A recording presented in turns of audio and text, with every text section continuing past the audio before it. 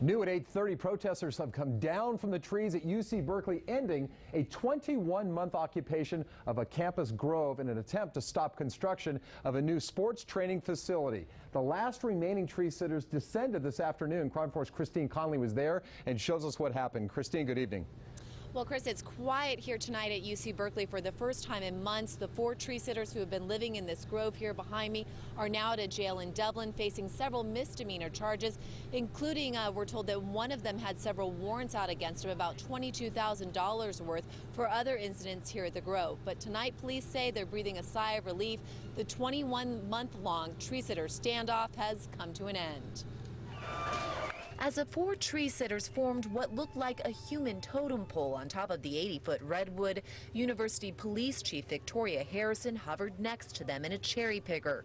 She told them it was time to come down before someone got hurt. And we were talking to them about the fact that we had already seen at least 2 branches break, and not only were they putting themselves at risk, but they were putting everybody on the ground and all the folks doing their job at risk as well.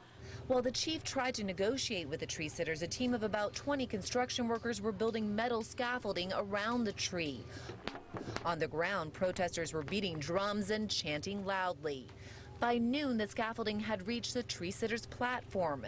At that point, the chief says the mood shifted. And that's when we came back around, went up, and started chatting with them and talking with them about the fact that it really was time to come down, and that if they didn't, we would just keep bringing the scaffolding up and get them. Around 1 p.m., the tree sitters surrendered peacefully, walking down the scaffolding in handcuffs. They face several misdemeanor charges like trespassing and violation of a court order. And they weren't the only ones arrested. There was also a scuffle on the ground with police. 5 others were arrested, all for misdemeanor charges. Now, you may be wondering why University Police didn't remove the tree sitters earlier. They said to do that, to build the scaffolding around the tree, they had to cut down the trees that were by it, and they couldn't cut down those trees until they got approval from a judge. So that's why the long wait. Reporting live here at UC Berkeley, I'm Christine Conley, KRON 4 News. Well, as we've been telling you, it has been 21 months since the protesters started living in those trees by Memorial Stadium, and in that time, construction delays for that new sports complex have increased building costs for UC Berkeley by about $20 million. Add another $1.5 million for private security, overtime pay, and fencing.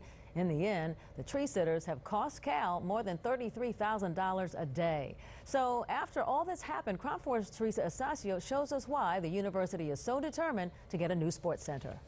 Cal football helmets sitting on shelves near badly water-damaged ceilings. Paint peeling from the walls in the locker room and the showers.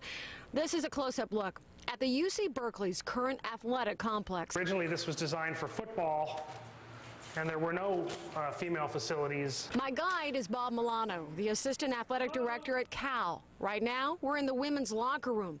There is 1 stall and 2 urinals. This is the shower facility, and these are the lockers.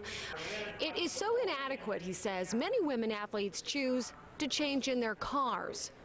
Many of our softball players will get prepared for practice or a game up in the parking lot.